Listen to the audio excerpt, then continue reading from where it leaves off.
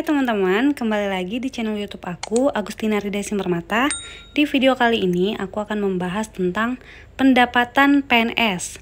Sebelumnya aku juga udah pernah buat video yaitu tentang gaji sebagai seorang CPNS maupun PNS. Tapi di sini aku akan membahas lebih lengkap lagi. Sebelumnya jangan lupa follow IG aku ya teman-teman, karena aku akan selalu update informasi tentang ASN, baik itu PNS maupun P3K. Pendapatan PNS yang mau aku bahas di sini adalah yang pertama yaitu gaji pokok, yang kedua adalah tunjangan keluarga, ada suami atau istri dan anak. Yang ketiga adalah tunjangan kinerja, keempat adalah tunjangan makan, selanjutnya adalah tunjangan umum, kemudian perjalanan dinas, yang ketujuh adalah tunjangan hari raya dan gaji ke-13, dan yang terakhir adalah honor kepanitiaan. Ini adalah peraturan pemerintah Republik Indonesia nomor 15 tahun 2019. Gaji pokok PNS itu tertera di lampirannya. Ini adalah lampiran dari daftar gaji pokok PNS. Jadi ada golongan 1, golongan 2, golongan 3, maupun golongan 4. Kalau di akhir-akhir tahun ini biasanya yang diterima sebagai CPNS itu kan dimulai dari golongan 2 ya. Golongan 2 itu kan dari lulusan SLTA sederajat. Kalau misalnya kalian dari sarjana atau S1, kalian akan dimulai dari golongan 3A gajinya. Nah, kalau misalnya aku kan golongan 3A tuh waktu itu. Kalau sebagai CPNS itu masih mendapatkan 80% dari gaji pokok. Jadi di sini kan ada tahun ke-0. Nah, itu aku mendapatkan 80% dari 2.579.400. Setahun kemudian aku diangkat sebagai PNS. Nah, gaji aku udah 100% dari segitu. Kemudian 2 tahun lagi di angka kedua itu, artinya 2 tahun kemudian aku mendapatkan kenaikan gaji berkala. Artinya di golongan 3A aku mendapatkan Rp2.660.700. Gaji pokok yang kita dapatkan ini biasanya setiap bulannya itu akan dipotong untuk BPJS dan pajak.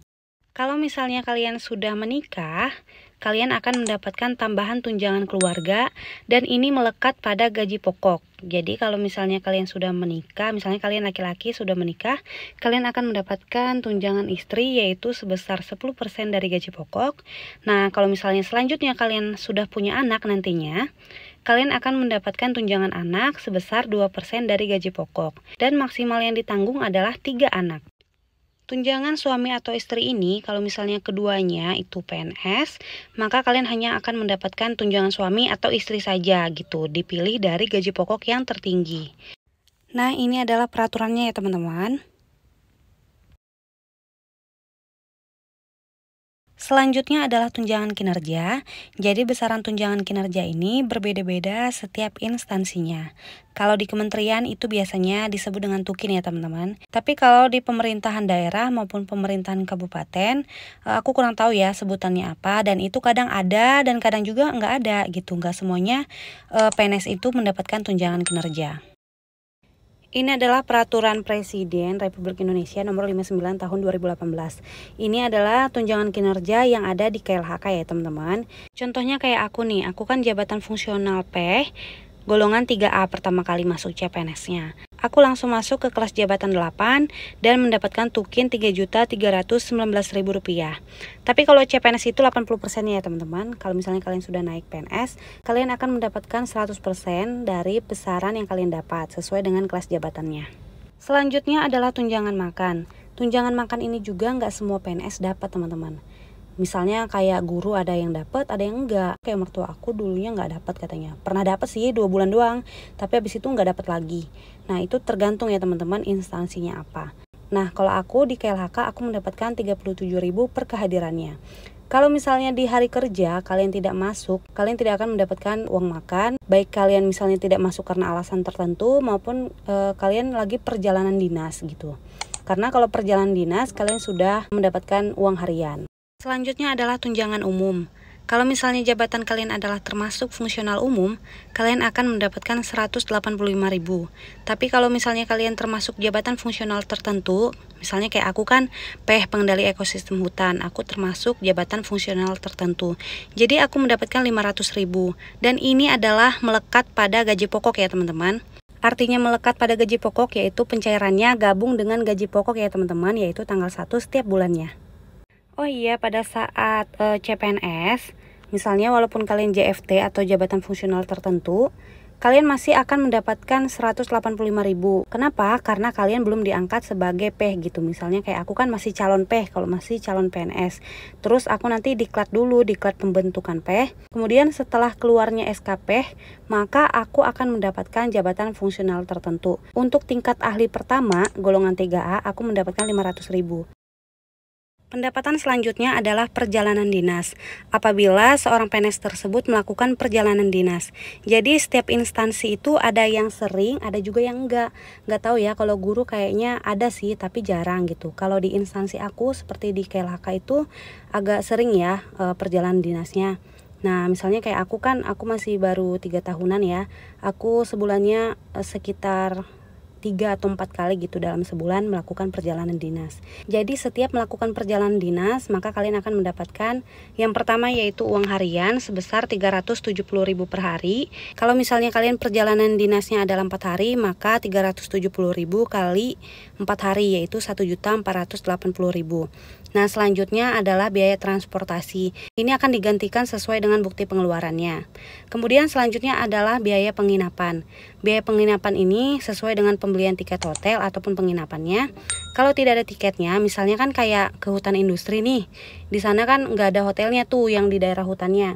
Jadi kalian akan digantikan pakai pengeluaran real sebesar, ini tergantung juga golongannya. Kalau misalnya golongan 2 dan 3, kalian akan mendapatkan 30% kali 580.000 yaitu 174.000 per malamnya. Kalau misalnya 4 hari kan berarti 3 malam ya nginapnya. Maka 174.000 dikali 3 malam yaitu 522.000. Kalau golongan 4, kalian akan mendapatkan 30% dikali 1.225.000 yaitu 367.000 per malamnya. Besaran dari biaya perjalanan dinas ini itu ada standarnya ya teman-teman. Jadi bukan dikarang-karang. Jadi banyaknya perjalanan dinas itu tergantung surat tugas yang dibuat oleh pimpinan kepada kalian. Selanjutnya adalah THR dan gaji ke-13. Ini diatur dalam PP nomor 16 tahun 2022. THR dan gaji ke-13 yang anggarannya bersumber dari APBN, maka terdiri atas gaji pokok, kemudian tunjangan keluarga, tunjangan pangan, kemudian tunjangan jabatan ataupun tunjangan umum, dan 50% dari tunjangan kinerja. Inilah yang kalian dapatkan. THR biasanya keluar pada hari raya.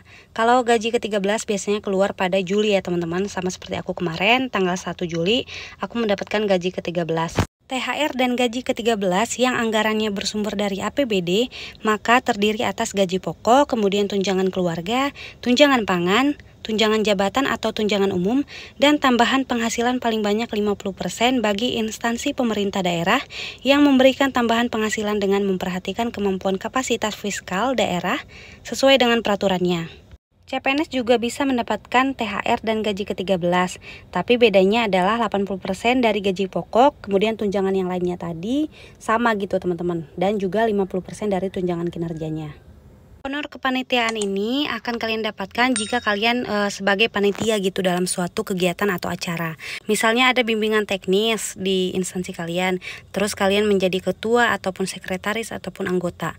Kalau di kami itu biasanya sebagai ketua itu adalah 400.000 standarnya. Terus kalau sekretaris dan anggota mendapatkan 300.000 rupiah. Nah, honor kepanitiaan itu beda lagi, misalnya kalian menjadi narasumber ataupun misalnya kalian menjadi peserta suatu kegiatan gitu teman-teman. Aku hampir lupa. Jadi PNS jenjang eselon atau struktural akan mendapatkan tunjangan jabatan. Jadi kalau udah mendapatkan tunjangan jabatan, dia tidak akan mendapatkan tunjangan umum. Gitu teman-teman. Kecuali kalau misalnya seseorang tersebut diperbantukan dalam hal kegiatan apa gitu teman-teman yang lain, maka dia akan mendapatkan honornya kayak gitu. Sekian dulu informasi terbaru dari pendapatan PNS, dan jangan lupa untuk like dan subscribe-nya supaya aku bisa lebih semangat lagi ya teman-teman dalam membuat konten informasi tentang ASN. Dan jangan lupa juga untuk follow IG aku karena aku juga akan selalu update di sana.